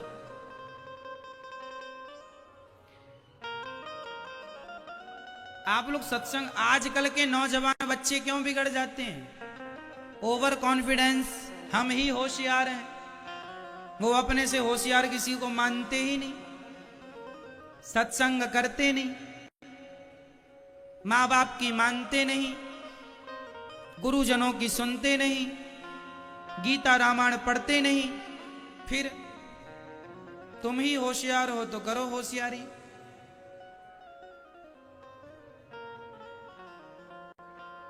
तुम्हारी सफलताओं से तुम धन तो पा सकते हो। भक्तों, याद रखना, धन पा लेना कठिन नहीं है, पद पा लेना कठिन नहीं है, प्रतिष्ठा पा लेना कठिन नहीं है। ये सब सामान्य चीजें हैं, मिल जाती हैं। पर भगवान को पाने आए हो, कहीं इनमें ही ना उलझे रह जाना। ये आध्यात्म से जुड़ोगे तो पता चलेगा कि जीवन मिला किस लिए,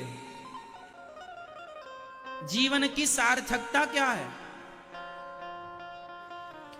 तो सत्संग बार बार करने से ही अंदर भक्ति की आग प्रज्वलित हो जाती है, भक्ति का दिया जल जाता है और उस भक्ति की आग से भीतर के जन्म जन्म के पाप भस्म हो जाते हैं। इसलिए अखंड कंटिन्यू सत्संग को अखंड रखना पड़ेगा,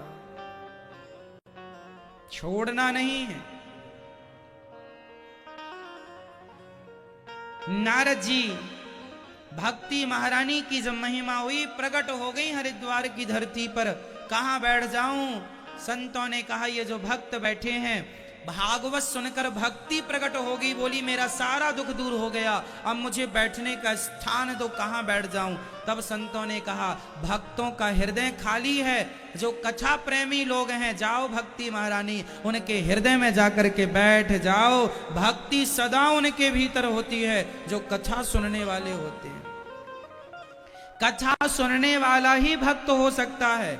इस धरती का एक भी ऐसा भक्त बता दो जिसने कथा ना सुनी हो और भक्त हो गया हो। अरे कथा सुनना ही भक्ति है। क्या मीराबाई कथा नहीं सुनती थी? संतों के संग जाती थी, पग घुंघरू बांध मीरा नाची रे।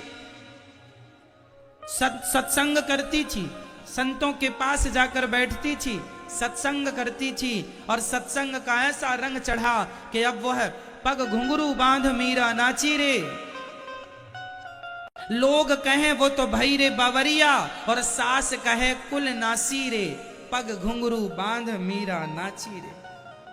जमाना कहता है कि ये कृष्ण की दीवानी है और सास कहती है ये तो मेरे कुल का नाम खराब कर रही है। संतों के बीच में बैठी रहती है। इसलिए मीरा बचपन से भगवान की भक्ति में रम गई। क्यों रम गई? क्योंकि वो बचपन से कथा सुना करती। जो कथा सुनेगा उसी के अंदर भक्ति का दिया जलेगा। कथा नहीं सुनेगा, 7 जन्म नहीं करोड़ जन्म ले लेना, भक्ति उन्हीं को मिलती है जो कथा प्राप्त कर लेते हैं। कथा सुनेंगे तब ना भक्ति का बोध होगा। सुनेंगे नहीं तो भक्ति कहां से आएगी। इसलिए मीरा छोटी सी थी। मीरा के दादाजी दूधा जी महाराज वो कृष्ण का पूजन करते थे। एक दिन उनके गांव के किसी बेटी का विवाह था। मीरा ने मां से पूछा, मां ये गांव क्यों सजा है? मां ने कहा फलाने की बेटी का विवाह है। मीरा ने जिद पकड़ ली, मां मेरा भी विवाह कर दो। तो मीरा की मां से जिद किया तो मां बोली, अच्छा अभी तेरी उम्र थोड़ी है विवाह करने की, चल चुप बैठ जा, ना मेरा विवाह करो। तो वहीं ठाकुर कृष्ण जी का मंदिर था। मां ने मजाक में कह दिया, जा मैंने तेरा विवाह कृष्ण से कर दिया, जा। गई, बैठ गई, भगवान को पकड़ के। मां को लगा बैठी है, बैठी बैठी चरण पकड़े पकड़े सो गई। जागी तो उसकी मांग में सिंदूर था। मां ने पूछा, सिंदूर कहां से आया? बोले, सपने में कृष्ण कन्हैया से मेरा विवाह हुआ और उन्होंने मेरी मांग भर दी। मां मैं तो कृष्ण की हो गई। भोजराज से विवाह कर दिया मीराबाई का, परंतु भोजराज से कह दिया था, राणा के बेटे का नाम भोजराज, कह दिया कि तुम हमारे शरीर पर यदि कब्जा करना चाहते हो, जबरदस्ती करना चाहते हो, तो शरीर तो आपके हवाले है, पर मन पर कब्जा तो केवल गोविंद का है। इसलिए मैं मन से उनकी हूं। तन को कोई जबरदस्ती छेड़ना चाहे तो वो आपके सामने है। इसलिए भोजराज ने फिर उसके साथ जबरदस्ती नहीं की। युद्ध में भोजराज मारे गए और मीराबाई पूर्ण रूप से भगवान का ध्यान करने लगी। सास ससुर ने परेशान किया है, राणा ने जहर पिलाया है, पर मीरा ने कहा कि जब बचाने वाले भगवान हैं तो मारने वाले भी वही। यदि मारना चाहेंगे तो मर जाऊंगी और जिलाना चाहेंगे तो मर्जी उनकी। फिर वही सिद्धांत आ गया, उनकी मर्जी में अपनी मर्जी मिला दो। मीराबाई के जीवन में भी संकट था, लेकिन वह भगवान को ना छोड़कर संसार को छोड़ना उचित समझ रही है। ऐसी रंगी के भगवान की हो गई। भगवान का होना पड़ेगा। भक्ति महारानी बैठ गई। नारद जी ने प्रश्न किया, महाराज कोई पापी व्यक्ति कथा सुन ले तो क्या उसका उद्धार हो जाएगा? हाँ, कितना भी बड़ा पापी कथा सुन लेगा उद्धार होगा। किसी पापी का उद्धार हुआ? तुंगभद्रा नदी के किनारे के गांव था।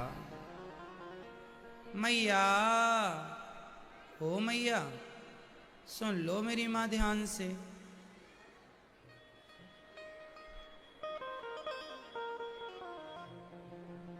एक गांव में एक पंडित जी रहा करते थे, नाम था आत्मदेव। आत्मदेव बुरे तस्मिन सर्ववेद विशारदा। पंडित जी बड़े ज्ञानी थे, पर दुर्भाग्य ऐसा था कि उनके कोई पुत्र नहीं था। बहुत पूजा कर ली, बहुत पाठ कर लिया, लेकिन पुत्र नहीं हुआ। अच्छा, कई बार ना हमें भगवान की इच्छा में अपनी इच्छा मिलानी होती है, पर लोग नहीं मिलाते। बेटा नहीं है, कई लोग बहुत परेशान होते हैं। एक मैया हमसे बोली, महाराज हमारी 2 बेटियां हैं, पर हमें भगवान से बहुत शिकायत है। हमने कहा, शिकायत किस बात की? बोले, भगवान ने 2 बेटियां दी हैं, हमें बेटा क्यों नहीं दिया? हम तो बहुत पूजा करते हैं भगवान की, बहुत प्यार करते हैं भगवान से। हमने कहा, मेरी बहन, तुम्हारी किस्मत में तो बेटियां भी नहीं थी, वो तो तुम भगवान से प्यार करती हो, उस प्यार के परिणाम में भगवान ने तुम्हें बेटियां भी दे रखी हैं। जो मिला है उसमें आप संतुष्ट नहीं, उसमें प्रसन्न नहीं है। जो नहीं मिला उसके लिए रो रहे, उसके पीछे भाग रहे। मत भागिए, जो नहीं मिला वो नहीं ही मिलेगा। भाग्य में होगा तो भाग कर आएगा, नहीं होगा तो आया हुआ भी भाग जाएगा। समझ में आ रही है? इसलिए भगवान बेटा दें तो बेटा रखो, बेटी दें तो बेटी रखो, और कुछ ना दें तो भगवान का स्मरण करो, ध्यान करो। तुम्हारी और हमारी मर्जी नहीं चलती, ईश्वर की मर्जी चलती है। अच्छा, समाज में कुछ बहुत सारी विकृतियां हैं। जिस महिला के, जिस स्त्री के बेटा नहीं होता, उसके रिश्तेदार, उसके गांव के लोग, उसके पड़ोसी लोग उसे ताना मारने लग जाते हैं, अरे इसके तो बेटा नहीं हो रहा है। सास ताने मारने लग जाती है, और जिठानी, तुम्हारी जिठानी के बेटा है और देवरानी के बेटा नहीं है, तो जिठानी देवरानी को ऐसे देखेगी जैसे देवरानी ने कोई पाप कर लिया हो। ये समाज की गतिविधियां हम आपको बता रहे हैं, ऐसा होता है। जिठानी को लगता है हमने बेटा पा लिया, उनको लगता है हमने गढ़ जीत लिया है। सास ताना मारती है, अरे बहू के तो बेटा नहीं है। पड़ोसन आ गई एक बूढ़ी, अरे तुम्हारी बहू के बेटा नहीं है, तो तुम्हारी बहू की तो हैं 10-10 बेटे, तो कौन सा गढ़ जीत लिया तुम्हारे दर्जन भर बेटों ने।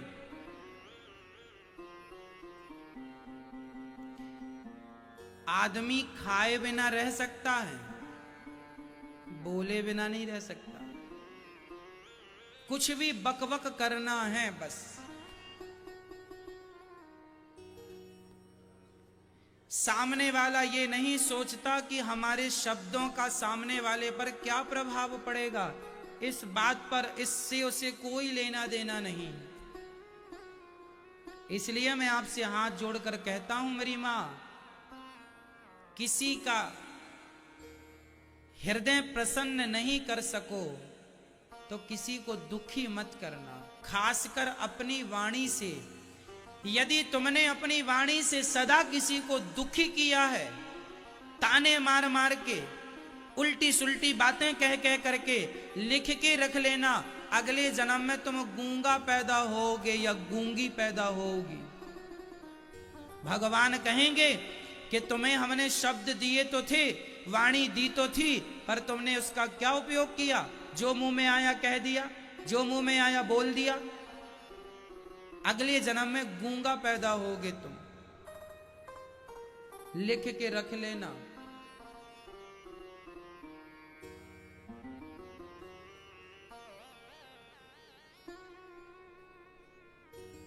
इसलिए हम आपसे कहा करते हैं, किसी के बारे में गलत ना कहो। और तुम कहती हो कि बेटा नहीं हुआ, तो मीराबाई के भी कोई बेटा रहा हो तो नाम बता दो।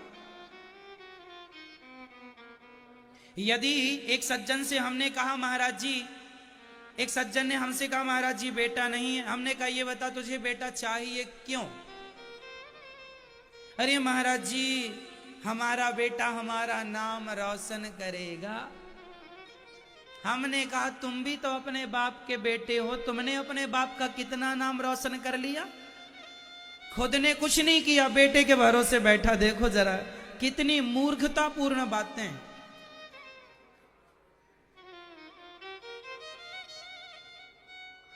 एक सज्जन बोले महाराज जी हमारा कुल बढ़ेगा, हमारा वंश बढ़ेगा।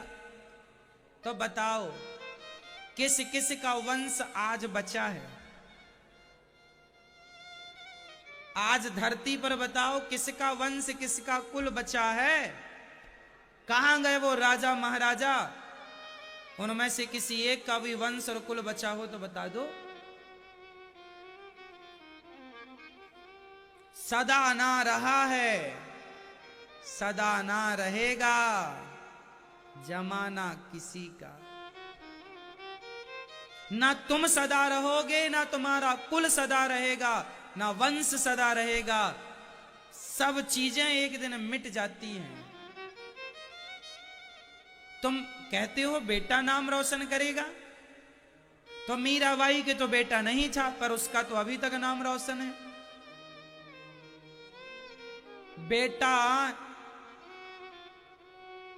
ही सब कुछ करेगा ऐसा नहीं। एक सज्जन बोले, महाराज जी हम मरेंगे, हमें आग कौन देगा? हमने कहा मर तो सही। आजकल तो मशीनें आ गई हैं, आग वाग की जरूरत ही नहीं। एक तरफ से आदमी डालो, दूसरी तरफ से राख निकल आती है। कहाँ पढ़े हो तुम? एडवांस टेक्नोलॉजी चल रही है, एडवांस जमाना। तुम बेटा इसलिए पैदा करते हो कि तुम्हें जलाए। मशीनें आ गई, आजकल बेटों का भी काम नहीं है, मशीन है। कोरोना काल में मशीनों ने बड़ा साथ दिया।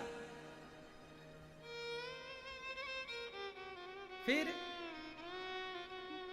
रहे आए बेटे लोगों के इस कोरोना काल में, पर बेटे बाप को आग भी ना लगा सके। हाँ या ना? तुमने पैदा किया था ना कि बेटा चिता में आग लगाएगा, पर समय ऐसा बन गया, परिस्थिति ऐसी बन गई कि बेटा बाप को आग ना लगा सका। फिर बेटा इसलिए मत पैदा करो कि वो तुम्हें जलाएगा, अरे बेटा इसलिए पैदा करो कि भगवान का सच्चा भक्त होकर भक्ति का प्रचार करेगा। जननी जने तो भक्त जने, जननी जने तो भक्त जने, या दाता या सूर, या से तो बंध्या भली, काहे गवावे नूर। माओ मैं आपसे कहता हूं, मेरी मां, बच्चा पैदा करना तो या भक्त पैदा करना, या देश का प्रेमी, देश का सेवक, समाज सेवी पैदा करना। बेटी हो तो झांसी की रानी जैसी हो, बेटा हो महाराणा प्रताप जैसा हो, बेटा हो ध्रुव प्रहलाद जैसा हो। नालायक बेटे पैदा करके क्या करोगे? और कहती हो कि भगवान एक बेटा दे दो, एक चाहिए तुम्हें। हमारे गौरी गोपाल वृद्धाश्रम में हमारी वृद्ध मां रहती हैं, जिनके 4 बेटे हैं ना, उन्हें भी गिलास भर पानी नहीं दिया, घर से निकाल दिया। वो मां यहां रहती हैं, ये दास उनके चरण दबाकर सेवा करता है। यदि तुम कहती हो कि बेटा बुढ़ापे का सहारा बनता है, तो जिनके 4, 5, 6, 7 जिनके बेटे हैं, वो वृद्ध माएं भी यहां रहती हैं, मैं उनके चरण दबाता हूं। 7 बेटों के होने पर भी एक गिलास पानी नसीब नहीं होता, 2 रोटियां नसीब नहीं होती। और तुमने पैदा क्यों किया था? इसलिए ना कि तुम्हारा बुढ़ापे में सहारा बनेगा। किया तो था, पर कहां सहारा बने। इसलिए गलत फहमी निकाल दो। सहारा बेटा नहीं होता, सबके सहारे भगवान होते हैं। भगवान के सहारे रहा करो, बेटों के सहारे नहीं। अच्छा है कि आपका बेटा आपकी सेवा करता है, अच्छा है कि आपका बेटा श्रवण कुमार है। भगवान करे आपका बेटा श्रवण हो, भगवान करे आपका बेटा आपकी खूब सेवा करे। पर जिसके बेटा नहीं होते, उसे कोई ताना ना मारे, उसे कोई अपशब्द ना कहे। बताओ, क्या माता यशोदा के कोई बेटा था? था तो नाम बताओ। क्या मां यशोदा ने भगवान कृष्ण को जन्म दिया था? बोलो। तुम कहती हो कि हमारे बेटा नहीं है। अरे मेरी मां, तुम्हारे बेटा नहीं है तो माता यशोदा के भी बेटा नहीं था, लेकिन नहीं था फिर भी उन्होंने कृष्ण को बेटा माना और अपने नाम को अमर कर लिया। तुम क्यों नहीं कृष्ण को अपना बेटा मान लेती हो? क्यों कहती हो कि तुम्हारा बेटा नहीं है? कह दो कि मेरा बेटा है, कृष्ण कन्हैया उसका नाम है। जगन्नाथपुरी का मंदिर आपने सुना होगा, जगन्नाथ भगवान का नाम आपने सुना होगा। जगन्नाथ भगवान की स्थापना इंद्रद्युम्न नाम के राजा ने की थी। इंद्रद्युम्न की पत्नी का नाम था गुंडिचा। गुंडीचा महारानी के कोई संतान नहीं थी। इंद्रद्युम्न और गुंडीचा दोनों भगवान जगन्नाथ जी की उपासना करती थी। एक दिन जगन्नाथ जी प्रसन्न हो गए। माँ मांगो क्या चाहती हो, राजन मांगो क्या चाहते हो। राजा ने कहा मुझे कुछ नहीं चाहिए, वरदान लेने के लिए थोड़ी तपस्या कर रहा हूं। तो भगवान जगन्नाथ जी ने गुंडीचा माँ से कहा मासी आप बताओ क्या चाहती हो, माँ बताओ। गुंडीचा माँ ने कहा कुछ ना चाहिए भगवान, आपका दर्शन हो तो गया। भगवान ने कहा तुम्हारे भाग्य में पुत्र नहीं है, जाओ मैं तुम्हारे भाग्य की रेखाएं बदल रहा हूं, तुम्हें मैं पुत्र प्रदान कर रहा हूं। गुंडीचा मां रोने लगी, रुको प्रभु मुझे पुत्र ना चाहिए, मत देना मुझे पुत्र। क्यों? आपने ये क्यों कहा कि मेरा बेटा नहीं है? भगवान बोले आपके माथे की रेखाएं बता रही हैं कि आपके भाग्य में कोई संतान नहीं। गुंडीचा मां ने कहा प्रभु मेरे भाग्य की रेखाएं गलत हैं, मेरे संतान है। भगवान बोले मैं सृष्टि बनाने वाला हूं, मुझे तो नहीं पता कि तुम्हारे कोई संतान है। तब मां गुंडीचा ने कहा मेरे 3 बच्चे हैं, 2 बेटा है 1 बेटी है। अरे भगवान ने कहा कौन, नाम बताओ। गुंडीचा मां ने कहा मेरा बड़ा बेटा बलभद्र है, छोटा बेटा तुम जगन्नाथ हो और बेटी मेरी सुभद्रा है। तुम 3 मेरे बच्चे हो। ये सुना तो जगन्नाथ जी की आंखों में आंसू आ गए। और आज भी जगन्नाथ भगवान की रथ यात्रा निकलती है आषाढ़ के महीने में। बताओ निकल कर कहां जाती है? जगन्नाथ जी के ठीक सामने गुंडीचा मां रहा करती थी। वो वहीं से अपनी खिड़की से भगवान को देखती रहा करती थी, मेरा बेटा यहां बैठा है। जगत भगवान कहता था, गुंडीचा उस भगवान को अपना बेटा कहती थी। जगत जगन्नाथ कहता था, गुंडीचा भगवान को बेटा कहती थी। अरे भाई क्या भगवान भगवान ही हैं? तुम्हारी श्रद्धा होगी तो तुम्हारे लिए वो बेटा भी बन के आ जाएंगे, तुम्हारी श्रद्धा होए तो सही। आज भी जगन्नाथ जी की रथ यात्रा निकल कर कहां जाती है? गुंडीचा मां के घर जाती है। भगवान ने कहा था मां तुम्हारे जब मां मरने लगी गुंडीचा मां तो बुलाया अपने बेटे जगन्नाथ, मैं तुम्हें एक बार देखना चाहती हूं। तो जगन्नाथ जी उनके घर आए। गुंडीचा सामने ही रहा करती थी।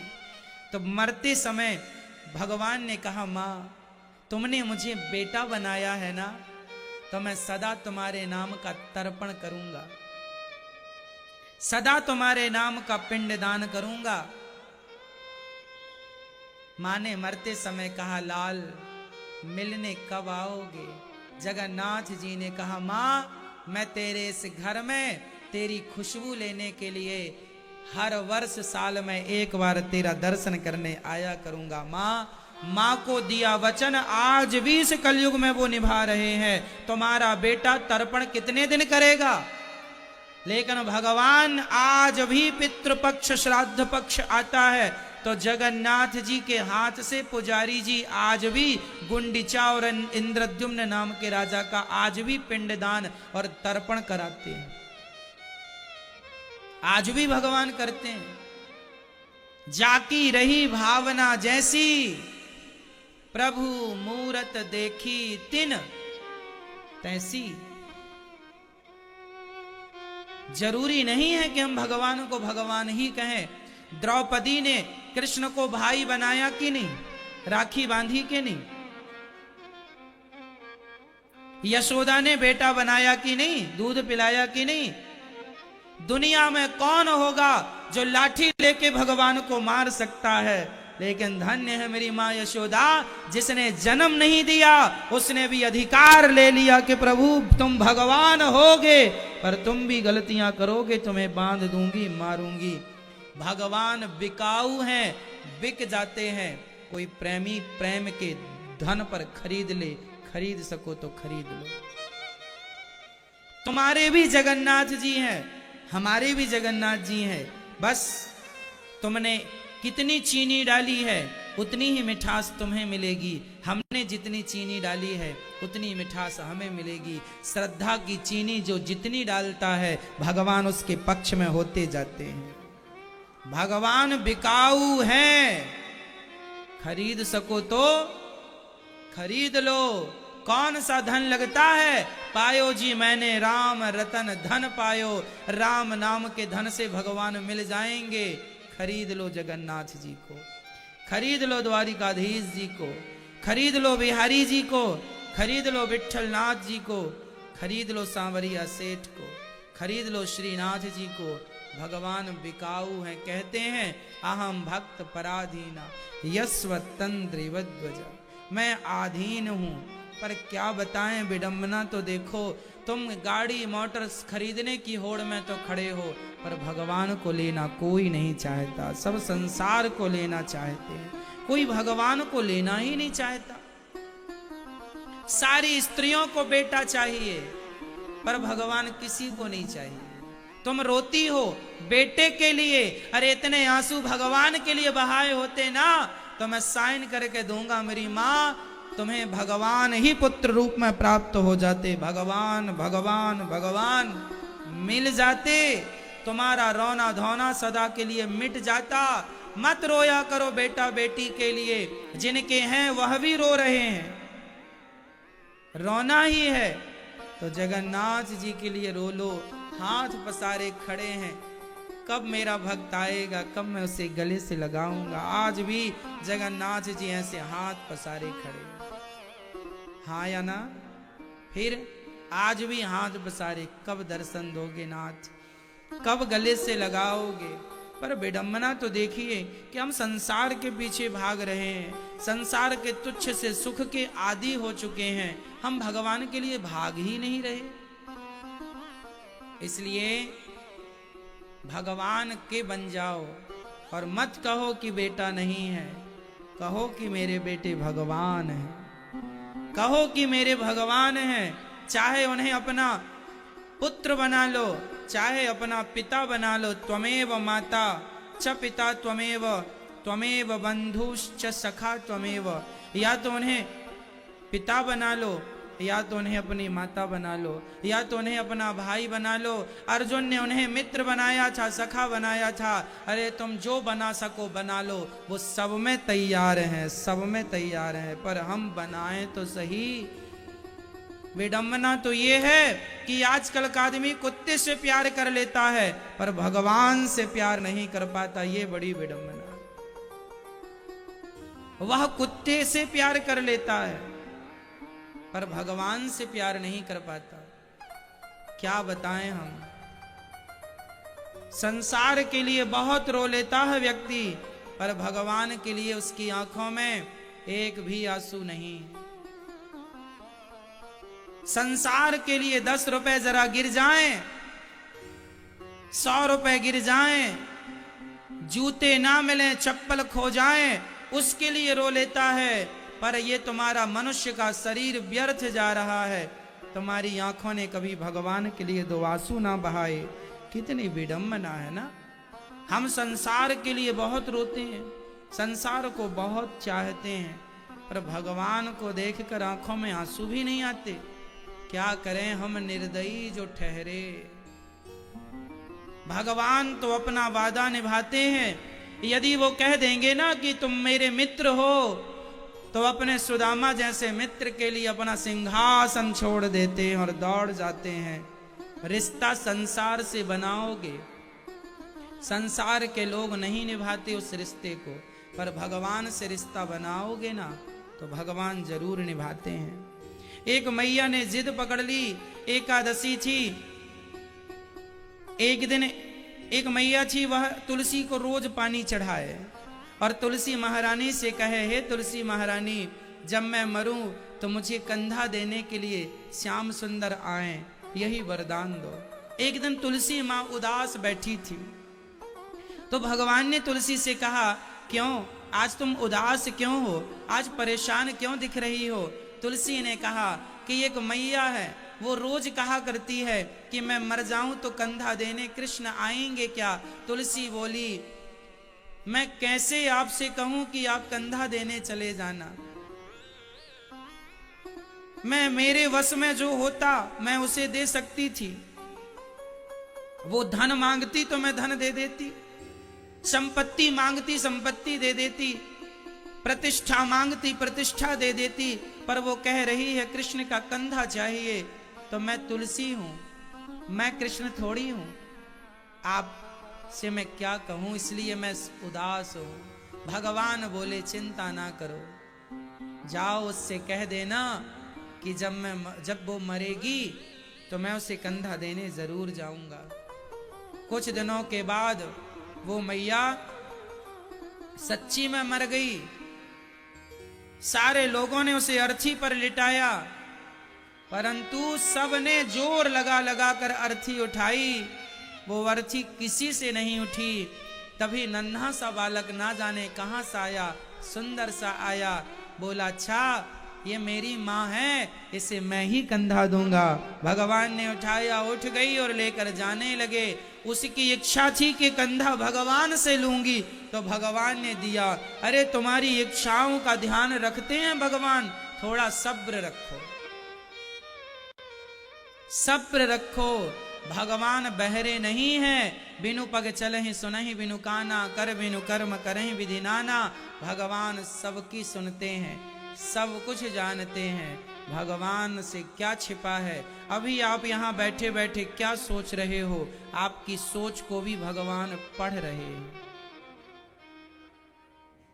इसलिए भगवानमय जीवन होना चाहिए। भगवान के बिना ये जिंदगी अधूरी है। क्या करेंगे संसार का सुख पाकर, संसार का सुख बेकार है। भक्ति के सुख के आगे, भगवान के सुख के आगे सब बेकार है। इसलिए जगन्नाथ जी का दर्शन कर लो, हाथ पसारे खड़े हो। हृदय से लगाने को वो तो तैयार हैं, पर हम ही इतने अभागे हैं, हम ही नहीं जाते, हम ही नहीं जाते। बिहारी जी तो खड़े हैं हमारे इंतजार में, हम ही नहीं जाते, हमें ही फुर्सत नहीं है। वो तो खड़े हैं, कब मेरा भक्त आएगा, कब मुझे देखेगा, कब मैं उसे देखूंगा। इसलिए भगवान को देखकर ऐसा भाव बनाया करो कि आप भगवान को अपने हृदय से लगा रहे हैं। बिहारी जी को आपने अपने गले से लगाया है, जगन्नाथ जी को आपने अपने हृदय से लगा लिया है। जब ये भाव रोज बनाओगे तो मैं विश्वास दिलाता हूं, एक आध दिन आपके सपने में भगवान आपको जरूर गले से लगाते हुए दिखाई पड़ जाएंगे। आपके सपने में बस गले से लगाने का भाव तो प्रकट करो। तुम भाव ही नहीं बनाओगे तो क्यों लगाएंगे। भाई बच्चा खिलौनों के लिए रोता है तब तो माँ खिलौना दिलाती है, रोए ना तो काहे दिलाएगी। माँ का दिमाग खराब थोड़ी है। बच्चा रोता है तो माँ खिलौना दिलाती है। भक्त रोएगा तब तो भगवान दर्शन देंगे, रोएगा ही नहीं, दर्शन काहे बात का। तुम्हारे अंदर चाहत होगी तो ना मिलेगा, चाहत नहीं तो क्यों मिलेगा। बिहारी जी का दर्शन दो लोग करते हैं। एक वो होते हैं जो गए, बिहारी जी को देखा, अच्छा दर्शन हो गए, बोले बांके बिहारी लाल की जय, दर्शन किया, बाहर आ गए, हमने तो दर्शन कर लिया, खूब दर्शन किया, बढ़िया दर्शन। एक ये दर्शनार्थी होते हैं, और एक दर्शनार्थी ऐसे होते हैं जो बिहारी जी पर दृष्टि पड़ते ही उनकी आंखों में आंसू आ जाते हैं। प्रभु इतने दिन बाद आपका दर्शन हुआ। बिछड़ा हुआ जब किसी से आप अत्यधिक प्यार करते हैं ना, और वो बहुत दिन बाद मिले तो आप उससे लिपट कर रोने लग जाते हैं।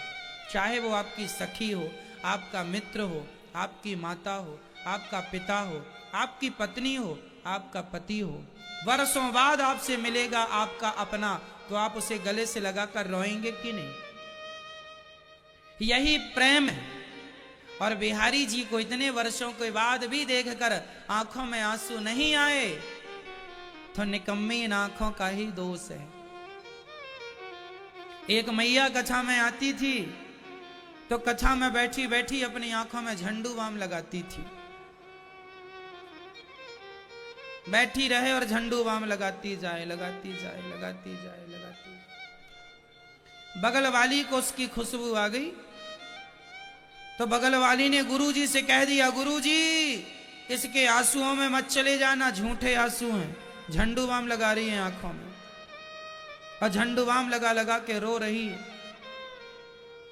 तो हमने उससे पूछ लिया, मैया आंखों में झंडू बाम क्यों लगाती हो? मैया ने कहा, महाराज मेरी आंखें बेटे के लिए बहुत रोई हैं, मेरी आंखें पोते के लिए, पैसे के लिए बहुत रोई हैं, पर मेरी आंखों में भगवान के लिए आंसू नहीं है, तो मैं अपनी आंखों में झंडू बाम लगाती हूँ, कभी मिर्ची लगाती हूँ और आंखों से कहती हूँ, सुन तू भगवान के लिए नहीं रोएगी ना, तुझे फोड़ डालूंगी, तू जल्दी से रो भगवान के लिए। ये निकम्मी आंखें हैं, ये रोती ही नहीं है भगवान के लिए, इनमें आंसू नहीं है भगवान के लिए। क्या बताएं, ये भी स्वार्थी हो गई हैं। जहां स्वार्थ दिखता है वहां तो रोती है, भगवान के लिए तो इसके लिए पानी भी नहीं है इसके पास। इसलिए भगवान के लिए भी दो आंसू बहाया करो। प्रेम यही है, श्रद्धा यही है। भगवान को नहलाना हो पानी से नहीं, सुदामा जी को भगवान ने पानी से नहीं चरण धोए, नेत्रों के जल से देख सुदामा की दीन दशा, करुणा करके करुणा निधि रोए, पानी परात को हाथ छुओ नहीं, नैनन के जल से पग धोए। आंखों के जल से पग धो दिए।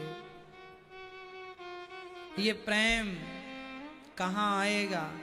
इसलिए भगवान से कहा करो, हे प्रभु हमें भक्ति दे दीजिए, हमें अपना प्रेम दे दीजिए।